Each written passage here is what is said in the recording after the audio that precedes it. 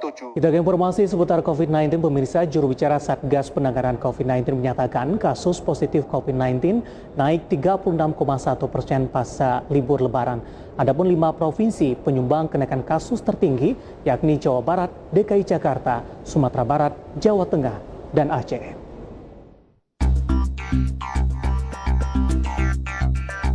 Juru bicara pemerintah untuk Satgas Penanganan COVID-19 Wiku Adhisa Smito mencatat kasus positif COVID-19 mengalami kenaikan sebesar 36,1% pada periode 17 hingga 23 Mei 2021. Padahal pada periode sebelumnya kasus positif COVID-19 menurun sebesar 28%. Wiku menyebut ada 5 provinsi yang menyumbang kasus positif COVID-19 tertinggi dalam seminggu terakhir.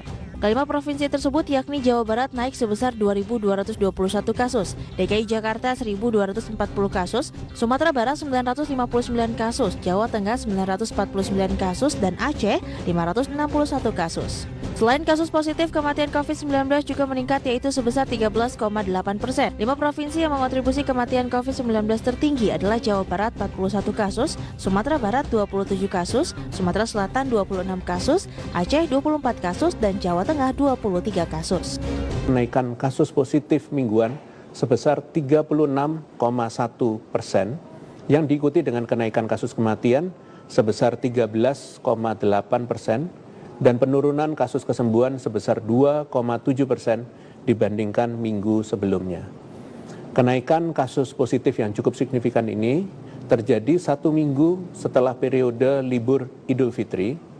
Seperti yang saya sampaikan bahwa dampak dari suatu libur panjang dapat terlihat pada minggu kedua dan ketiga setelah periode libur panjang tersebut.